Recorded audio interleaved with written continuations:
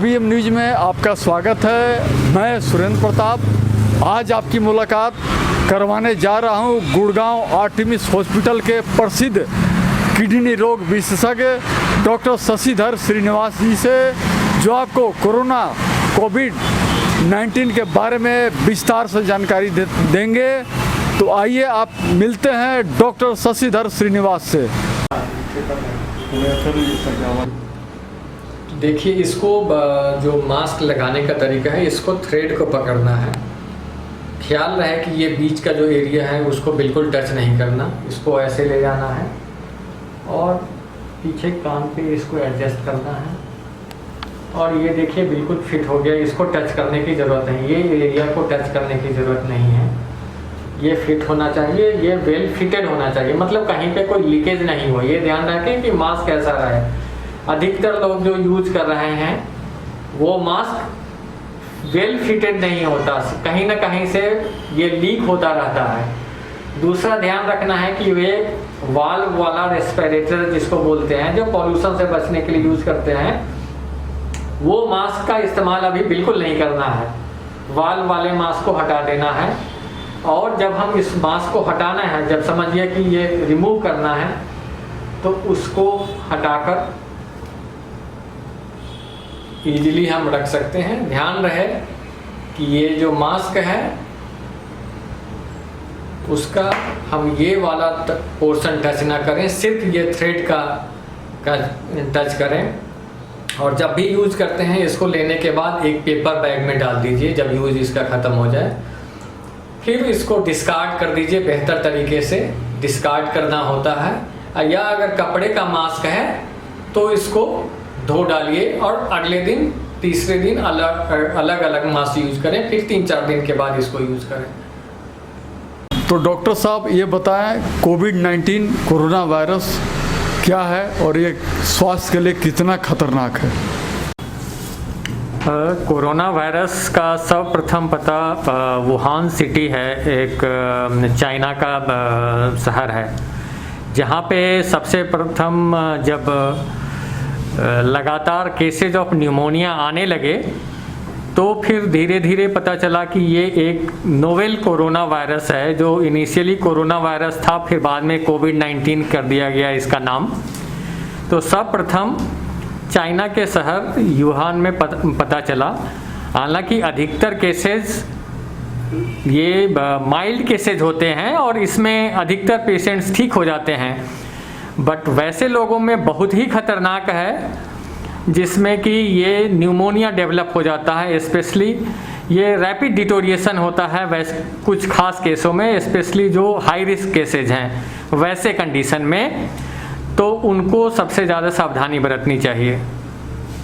Corona virus के क्या लक्षण हैं और इसका इलाज है क्या? कोरोना वायरस में अधिकतर लोगों को खांसी, बुखार सबसे ज़्यादा कॉमन पाया जाता है। खांसी होती है, सांस चलने फिरने में सांस की तकलीफ़ होती है, लॉस ऑफ टेस्ट होता है, लॉस ऑफ स्मेल हो सकता है, बॉडी पेन हो सकता है, सिर दर्द हो सकता है। ये कॉमन लक्षण है। किस तरह के लोगों में कोरोना वायरस खतरनाक साबित हो रहा है? वैसे तो कोरोना वायरस से कोई इम्यून नहीं है, किसी भी व्यक्ति को कोरोना वायरस हो सकता है, इन्फेक्शन हो सकता है, लेकिन वैसे लोगों में ज़्यादा खतरनाक माना जाता है जिनको में कोमॉर्बिडिटीज़ हैं। कोमॉर्बिडिटीज़ मतलब कई और तरह की भी बीमारियां हैं जिसके वजह से ये कोरोना वायरस उनमें खतरनाक रूप ले लेता है और उनमें कॉम्प्लिकेशंस के रिस्क बढ़ जाते हैं। जैसे जिनको डायबिटीज़ है, ब्लड प्रेशर है, हार्ट की तकलीफ़ है पहले से, किडनी की परेशानी है पुरानी, लीवर की परेशानी है, कैंसर रोग से ग्रस्त हैं, एज ज़्यादा है, स्मोक करते हैं, उन लोगों में इनके कॉम्प्लिकेशंस बहुत ही मल्टीपल फोल्ड्स बढ़ जाते हैं। दिल्ली NCR में कोरोना वायरस से मरने वाला का आंकड़ा कितने प्रतिशत तक है? देखिए, वैसे तो जो खबरें आ रही हैं, अधिकतर सरकारों का जो एरियाज़ है वो काफ़ी क्लोजली वॉच किया जाता है और स्टैटिस्टिक्स मेंटेन किया जाता है, डाटा मेंटेन किए जाते हैं।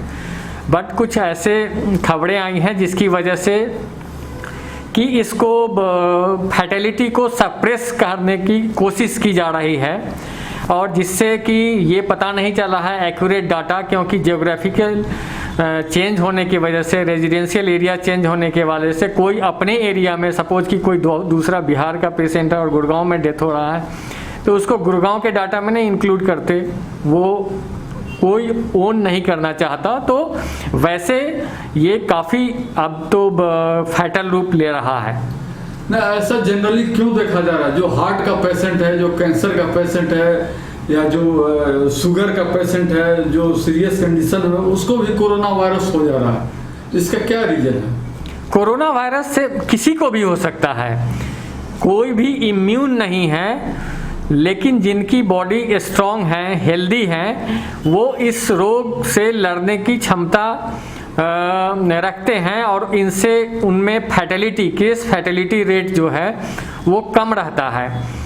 लेकिन सपोज किसी को डायबिटीज़ है और कैंसर है, हार्ट की तकलीफ़ है, किडनी की बीमारी है, तो उनकी पहले की इम्यूनिटी जो है पहले से ही कम होती है, जिसकी वजह से इसके कॉम्प्लिकेशंस के चांसेस बढ़ जाते हैं और फैटल रूप धारण कर लेता है। सपोज कि किसी को न्यूमोनिया हो गया, तो उस चीज़ को वो काफ़ी पेशेंट्स तो सरवाइव नहीं कर पाते, क्योंकि उनकी बॉडी की इम्यूनिटी पहले से कम है, और ये कोरोना वायरस उसमें विस्तार रूप ले लेता है और कॉम्प्लिकेशंस के हाई रिस्क हो जाते हैं। इसकी वजह से लोगों की डेथ हो रही है। नहीं तो आखिर बताएंगे कि आखिर कई लोग तो ये भी सुनने में आए कि वो घर में ही थे, बाहर नहीं निकले, उसके बाद भी उनको कोरोना वायरस हो गया, तो क्या मैंने किसी के संपर्क में आने से हुआ होगा, या मतलब ऐसे मैंने कोई भी पर्सन परिवार में, दोस्तों में या समाज में को भी कोरोना वायरस का इन्फेक्शन लगा हुआ हो सकता है। जैसे कि अधिकतर पेशेंट्स इसमें हल्के सिम्टम्स होते हैं, या सिम्टम ना भी हो सकता है, और वो बीमारी अपने रूप में समाहित लेके चलता है। हेल्दो कि उसको सिम्टम्स नहीं होते, उसको पता नहीं होता कि हाँ वो कोरोना रोग से ग्रसित हो रहा है, और उसके संपर्क में आना, कोई दोस्त आ गए, फैमिली में आ गए, या परिवार का ही लोग जो ऑफिस गया, दुकान गया, सब्जी लाने गया, वहाँ से अगर कांटेक्ट होके आ गया, फलों के साथ आ गया, या कोई वेंडर के साथ आ गया, तो वो कांटेक्ट टू कांटेक्ट ट्रांसमिशन होता है। कोई ज़रूरी नहीं कि सामने वाला को कोरोना के लक्षण दिख रहे हों और उनसे ही होता हो। ये पेशेंट्स एसिम्टोमेटिक होता है, विदाउट एनी सिम्टम होते हैं, लेकिन वो ट्रांसमिट कर सकते हैं, और जो जिसमें ट्रांसमिट होके जाता है उसमें कॉम्प्लिकेशंस हाई हो सकते हैं। तो ये कोई नहीं कहा जा सकता कि ये सामने वाला आदमी हेल्दी है तो इसको कोरोना नहीं होगा। वो हो सकता है कि कोरोना रोग से पहले से ग्रसित चल रहा हो, और उसके ट्रांसमिशन से, कांटेक्ट से, फिजिकल कांटेक्ट से, या जो सामान वो छू रहा है, दोनों का आदान प्रदान जब तक होता है, इनसे भी हो सकता है। तो एक जो मेरा क्वेश्चन है, कोरोना वायरस कैसे फैलता, तो क्या इसी का जवाब है जो आपने मुझे बताया? हाँ, इससे फैलता है। सबसे most common mode of transmission तो है अगर सामने एक दो लोग मिल रहे हों, या किसी सभा में हो, या किसी ऐसे पब्लिक प्लेस पे हो, तो उसमें और दूरी मेंटेन ना कर रहे हो, नज़दीकी हो, तो उसकी वजह से खांसी से या बोलने से, छींकने से, ये एक तो नंबर 1 ये है कि रेस्पिरेटरी मोड ऑफ ट्रांसमिशन है, जिसके की वजह से जैसे हम आपस में अभी बात कर रहे हैं, तो मुंह खोल के अगर हम बात करें और हम मास्क ना लगाएं और आप मास्क ना लगाएं, तो बोलते बोलते ही वो अगर मुझ में कोरोना का अगर वायरस है तो वो ट्रांसमिट हो सकता है, अगर दूरी 1 से 1.5 मीटर के अंदर हो, या इस दौरान खांसी होती हो, छींक हो रहा हो, या इवन की फिजिकल कांटेक्ट हो। सपोज कि आप जिस चेयर पे बैठे हैं, अगर इससे पहले कोई दूसरा बैठ के गया है और उस चेयर को या टेबल को कोई छू रहा है, तो वो कोरोना का वायरस अगर इसमें लगा हुआ है तो वो दूसरे के लोग में होगा। और किसी को छुआ है, कोई ऑब्जेक्ट छुआ है, वो लेकर के लोग मुंह साफ करते हैं, या कई बार लोगों की वैसे भी आदत होती है कि हर एक 2-3 मिनट पे एक बार चेहरे को पे हाथ चला जाता है, नॉर्मली और रिफ्लेक्सली होता है, बिना किसी कारण के होता है, तो उससे ट्रांसमिशन होता है। ये कॉमन मोड ऑफ ट्रांसमिशन है।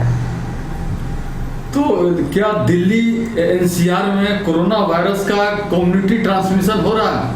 कम्युनिटी ट्रांसमिशन लो कि ICMR इस चीज़ को डिनाई करता है, क्योंकि अब तो सारे फॉरेन ट्रेवल बंद हैं, फिर भी नंबर ऑफ केसेस बढ़ते जा रहे हैं। ये पूरी तरह से इंडिकेट कर रहा है कि कम्युनिटी में एक दूसरे से कम्युनिटी ट्रांसमिशन वैसे स्टेज में होता है जब ये नहीं पता होता कि किसी को कोरोना वायरस का इन्फेक्शन कहाँ से लग गया, कोई कांटेक्ट नहीं है, कोई फॉरेन हिस्ट्री का ट्रेवल नहीं है, बट एक दूसरे को ट्रांसमिट हो रहा है, फैमिली में ट्रांसमिट हो रहा है, दोस्तों के साथ मिलने बैठने से हो रहा है। तो ये कॉमन अब हो रहा है, अकरेंस कॉमन है। नंबर ऑफ केसेस जिस तरह से बढ़ रहे हैं वो क्लियर कट इंडिकेट कर रहा है कि some degree of community transmission is prevalent in the society. Corona virus से बचने का क्या उपाय है? सबसे इम्पोर्टेंट तो उपाय है कि जब भी एक दूसरे से बात करें, बाहर निकलें, या परिवार में भी अगर हाई रिस्क केसेज हैं तो मास्क का प्रयोग नंबर 1 है, सोशल डिस्टेंसिंग नंबर 2 है, बार बार हाथ की सफाई साबुन के साथ नंबर 4 है, तो और 3 पे है, और साथ साथ में इसके साथ है जिनसे अधिकतर सेफ्टी के साथ रहा जाए। सारी चीज़ों को जो कॉमन मोड ऑफ ट्रांसमिशन जैसा हमने जिक्र किया है, अगर इस चीज़ को हम पूरी तरह से पालन करते हैं तो इससे बचा जा सकता है। जैसा कि आयुष मंत्रालय भारत सरकार का, हमारे मोदी जी भी कई बार अनाउंस कर चुके हैं कि गर्म पानी और काढ़ा जो है कोरोना वायरस से बचाव हो सकता है। इस बारे में आपका क्या कहना है? इस बारे में मेडिकल साइंस का कोई एविडेंस ऐसा नहीं है जिससे ये सजेस्ट करता है कि काढ़ा पीने से या गर्म पानी पीने से ये वायरस मर जाता है। इतना ज़्यादा हीट नहीं होता इसमें कि जिससे कि वायरस मर जाए, तो इसका कोई मेडिकल साइंस का लॉजिक इसमें नहीं है, जो रिसर्च बेस्ड चीज़ नहीं है। ये पब्लिक ये जानना चाह रही है कि क्या कोरोना वायरस का अभी तक कोई इलाज नहीं है? कोई इससे संक्रमित होने वाले व्यक्ति पर क्या एलोपैथिक का कोई दवा असर नहीं करती? नहीं, ऐसी बात नहीं है। कोरोना वायरस बिल्कुल ही नया वायरस है, लगभग 6 महीने ही पुराना ये वायरस है और नई डिस्कवरी है। फिर भी मेडिकल साइंस ने इस 6 महीने के दौरान ही कई सारी एंटीवायरल ड्रग्स का ईजाद कर लिया है, और ये कई तो रिकमेंडेशन भी हो गई है गवर्नमेंट ऑफ इंडिया के तरफ से भी, और वर्ल्ड वाइड 500 से ज़्यादा क्लिनिकल ट्रायल्स चल रहे हैं जिनसे कि पता चल जाए कि कौन सी दवाई इसके अगेंस्ट इफ़ेक्टिव है। कुछ जिनमें कि एंटीवायरल ड्रग्स हैं जो ऑलरेडी ICMR के द्वारा अप्रूव कर दी गई हैं और वो इंडिया में अब यूज होने लगी है। नहीं, जैसा कई लोग बताते हैं कोरोना वायरस अपने आप ही 10-12 दिन में ठीक हो जाता है, तो उसके बारे में कुछ बताएं। हाँ, अधिकतर लोगों में कोरोना वायरस का अपने आप बॉडी की इम्यूनिटी नेचुरल कोर्स में बिना कुछ किए हुए अपने आप ठीक हो जाता है, जिसमें कुछ सावधानी की ज़्यादा ज़रूरत नहीं पड़ती। ये नेचुरली बॉडी की इम्यूनिटी उस वायरस को किल कर देती है अधिकतर लोगों में। लेकिन वैसे लोगों में जिनमें हाई रिस्क केसेज हैं, जिनको कई सारी दूसरी तरह की बीमारियां हैं, उनमें ये केस फैटल होता है, उनमें स्पेशल ध्यान रखने की ज़रूरत है। कई लोगों में यह भ्रम है डॉक्टर साहब कि कोरोना वायरस नाम का कोई बीमारी नहीं है, ये सीजनल एक वायरस है जो बराबर सर्दी खांसी जो बराबर होते रहा है, ये बीमारी है, और वो लोग हल्के में कहीं ना कहीं ले रहे हैं, आपने देखा होगा। नहीं, ये नॉर्मल इन्फ्लुएंजा और फ्लू की तरह बीमारी नहीं है। ये बिल्कुल ही नया वायरस है जिसके बारे में बहुत सारी जानकारी नहीं है। ये चाइना के शहर वुहान से ओरिजिनेट हुआ था। वेट मार्केट जहाँ पे बोलते हैं कि जो कई तरह के जानवर, कुत्ते और बैट्स वगैरह जो खाते हैं, जो चाइनीज़ काफ़ी खाते हैं, वहाँ से ओरिजिनेट हुआ है। और ऐसा नहीं कह सकते ये कि साधारण सर्दी जुकाम की तरह है। सर्दी जुकाम में नॉर्मली किसी की डेथ नहीं होती। ये बिल्कुल ही नया वायरस है जो अपना स्ट्रेन चेंज कर देता है। वायरस नॉर्मली वो चेंज होते रहता है, अपना रूप बदलते रहता है। तो ये बहुत ही ध्यान रखने की ज़रूरत है, इसको स्पेशल केयर रखने की ज़रूरत है और बचना ही सर्वप्रमुख इलाज है इसका। क्या सूती कपड़े और रुमाल को ही मास्क के रूप में प्रयोग किया जा सकता है या इसके लिए कोई स्पेशल मेडिकेटेड मास्क आता है, स्पेशल मास्क? देखिए, अधिकतर इसमें जो है, अगर कोई उपाय नहीं है तो ये कपड़े का सिंपल मास्क उपयोग करना चाहिए। लेकिन अच्छी क्वालिटी के अगर जो सिंपल हैं, बाहर स्पेशली अगर कोई निकल रहा है तो अभी जिस लेवल का ट्रांसमिशन है उसमें अच्छी क्वालिटी के मास्क ज़रूरी है। हाँ, ये ज़रूर है कि इसमें विदाउट वॉल वाला मास्क यूज करना चाहिए। सूती कपड़े का अगर कोई उपाय नहीं है, कहीं कुछ नहीं मिल रहा है, तो एटलीस्ट नाक मुंह अच्छे से वेल फिटेड मास्क हो, मतलब फिटिंग अच्छी हो और उसको पोर साइज ऐसा हो कि जिसमें कि यह वायरस बिल्कुल ही 1-2 माइक्रोन का है, तो उसमें नॉर्मली कपड़े वालों में इतना छेद, बड़ा छेद होता है कि जिससे कि वायरस पास थ्रू हो जाएगा और बचाव संभव नहीं है, उतना प्रोटेक्टिव नहीं हो पाएगा। इसलिए एटलीस्ट सर्जिकल मास्क का यूज करें। और मास्क भी एक ही मास्क डेली नहीं यूज किया जा सकता, बिकॉज ये मोस्टली डिस्पोजेबल होता है। हाँ, कपड़े का अच्छा जो मास्क बनाया जा सकता है, लेकिन वो प्रतिदिन उसकी सफाई होनी चाहिए और अलग अलग दिन अलग अलग मास्क यूज होना चाहिए। तो मास्क पे स्पेशल ध्यान रखना है। बार बार मास्क को एडजस्ट करने की कोशिश नहीं करनी चाहिए, बार बार निकालना और लगाना नहीं चाहिए।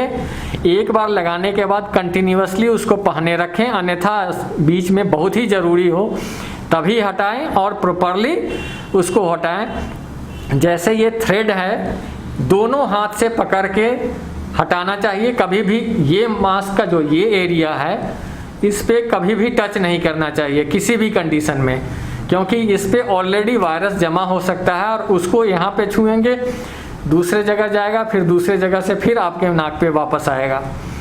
तो हमेशा अगर रिमूव करना है या लगाना है तो इसको टच करना है। बीच का एरिया को ना तो लगाते समय, ना उतारते समय, और ना किसी भी समय में ये यूज टच होना चाहिए।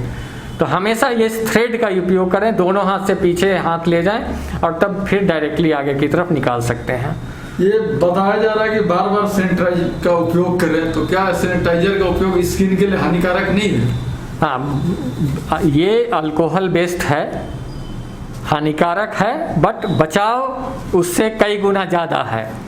इसलिए कोई उपाय नहीं होते हुए भी रेगुलरली सैनिटाइज़र का यूज करना चाहिए। अच्छी क्वालिटी का सैनिटाइज़र जो अल्कोहल बेस्ड है, जिसमें कि 70% अल्कोहल हो, वो अल्कोहल में, तो अल्कोहल बेस्ड सैनिटाइज़र यूज करने से स्किन को टेम्पररी नुकसान है, लेकिन अभी उससे फ़ायदा कई गुना ज़्यादा है।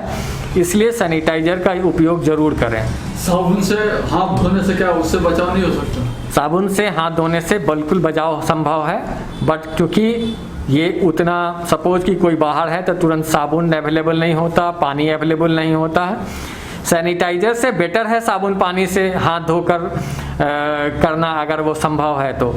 लेकिन साथ साथ में सिंपल है, ये इजीली पॉकेट में एक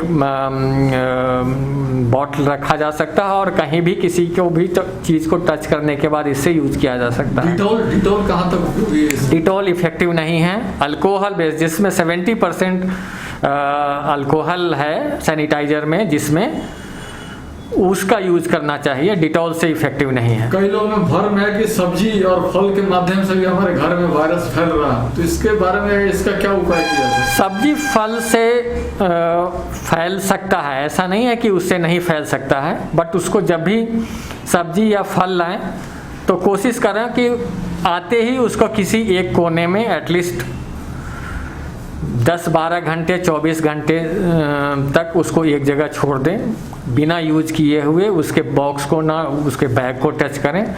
उसके बाद सिंपली तरीका है कि उसमें से निकाल करके गर्म पानी में और बेकिंग पाउडर डाल करके उसको साफ़ करके यूज किया जा सकता है। इससे काफ़ी सावधानी पूर्वक इससे बचा जा सकता है। डेली रूटीन में क्या किया जा सकता है? जैसे कि कई लोग बाहर जाते हैं तो क्या डेली रूटीन में कपड़ा डेली आकर उसको धोने पड़ेंगे? जी बिल्कुल, बाहर से आते ही सीधे नॉर्मली किसी को भी अपने वॉशरूम जाना चाहिए, वहाँ अच्छे से शॉवर लेना चाहिए जिसमें शैम्पू या साबुन है यूज करना चाहिए। पहले हाथ धोना चाहिए, उसके बाद शावर लेना चाहिए और नए कपड़े बदलना चाहिए और पुराने कपड़े को उसी समय सर्फ या साबुन से साफ कर देना चाहिए। तो कई लोग में अभी ये देखने को मिला है कोरोना वायरस का इतना मतलब कि लोगों में डर पैदा हो गया, कई लोग डिप्रेशन में आ गए, कई लोग आत्महत्या कर रहे हैं, तो ऐसे लोगों को क्या संदेश देना चाहेंगे? नहीं, ये ऐसा है कि ये ऐसी बीमारी है कि जिससे बचा जा सकता है और लेकिन प्रिकॉशन ज़रूरी है। बट ऐसा चीज़ नहीं है कि ये हैवोक क्रिएट किया जाए, पैनिक क्रिएट किया जाए। ये ईजिली प्रिवेंटेबल डिजीज है जिससे कि आराम से बचा जा सकता है और अधिकतर लोग ठीक होते हैं। इसलिए ना तो कोई डिप्रेशन की ज़रूरत है और ना कोई इससे आत्महत्या करने की ज़रूरत है। आत्महत्या तो सीधे है कि उससे तो सबसे बड़ा रोग है आत्महत्या, तो ये इजीली बचा जा सकता है। इससे ना तो घबराने की ज़रूरत है, हाँ प्रिकॉशन लेकर के इससे आसानी से बचा जा सकता है। अभी ये सीवियर फॉर्म में है और ये सीवियरिटी बढ़ सकती है। अभी कम्युनिटी मोड ऑफ ट्रांसमिशन बढ़ेगा आने वाले समय में, तो कुछ दिनों की बात है, इससे हम फाइट कर पाएंगे और धीरे धीरे ये वायरस की इम्यूनिटी डेवलप हो जाएगी और ये हमारे समाज में आम वायरस की तरह रहने लगेगा। ये एक तरह से धीरे धीरे डेवलप होने लगेगा, तो फिर इससे कोई घबराने की ज़रूरत नहीं होगी। हो सकता है कि अगले 6-8 महीनों में एक वैक्सीन भी आ जाए और वैक्सीन आने के बाद इसका जो डर है और कम हो जाएगा। जनरली अभी जो देखने में आ रहा है कि कोरोना वायरस से अभी जो सांस लेने में दिक्कत के कारण हॉस्पिटल में उन लोगों को वेंटिलेटर उपलब्ध नहीं हो पा रहा और कई हॉस्पिटल वाले उन लोगों को भर्ती तक नहीं कर पा रहे हैं। तो कई यहाँ केसेस गुड़गांव में भी हुए, दिल्ली में जो मरने का कारण है। तो इस संबंध में आपका क्या कहना है कि वेंटिलेटर सरकार को बढ़ानी चाहिए हॉस्पिटल में वेंटिलेटर की संख्या? इसमें सबसे पहले तो मैं ये कहना चाहूँगा कि किसी को भी सांस लेने की अगर तकलीफ़ हो रही है तो इमीडिएट मेडिकल अटेंशन की ज़रूरत है। गवर्नमेंट ऑफ इंडिया या हरियाणा गवर्नमेंट है, बड़ा स्पेसिफिक गाइडलाइन है कि सीधे हॉस्पिटल में जाना है, वहाँ पे जो मेडिकल अटेंशन लेना है और मेडिकल अटेंशन ले करके उसका इलाज संभव है। तो इसको ईजिली नहीं इग्नोर किया जाना चाहिए कहीं भी। और कोई भी हॉस्पिटल को जो भी गाइडलाइन दी गई है कि ट्रीटमेंट रिफ्यूज़ल नहीं कर सकते, कहीं ना कहीं उसकी व्यवस्था ज़रूर हॉस्पिटल करेंगे, या इस हॉस्पिटल में या कोई और हॉस्पिटल में। अभी तो ऑनलाइन जो बेड की अवेलेबिलिटी है वो भी सरकार मुहैया कर रही है, जिससे कि पता किया जा सकता है। हालांकि अभी और आने वाले समय में जब नंबर ऑफ केसेस उम्मीद है कि बढ़ेंगे, तो और भी आईसीयू केयर इमीडिएट बेसिस पे सेटअप करने की ज़रूरत है, जिसमें वेंटिलेटर्स वगैरह की सारी सुविधा मुहैया कराई जानी चाहिए। कितने % इस तरह केस में लोगों को वेंटिलेटर की जरूरत पड़ती है? वेंटिलेटर 2 से 3% लोगों को ज़रूरत पड़ती है ओवरऑल, मैक्सिमम 5% कहा जा सकता है। लेकिन जब कम्युनिटी में इतने सारे केसेज हो जाएंगे और हमारी हेल्थ इंफ्रास्ट्रक्चर बहुत ही लिमिटेड है और दूसरी तरह की भी बीमारियां ऑलरेडी हैं सोसाइटी में, तो इसी वजह से हेल्थ केयर पे ओवरलोड बढ़ता जा रहा है। बहुत बहुत धन्यवाद आरबीएम न्यूज़ से बात करने के लिए डॉक्टर साहब। Thank you. Hi everyone, I am Nisha Vashishtha. RBM news channel को ज़्यादा से ज़्यादा सब्सक्राइब करें, कमेंट्स करें, शेयर करें। आरबीएम न्यूज़ चैनल हमेशा सच के साथ।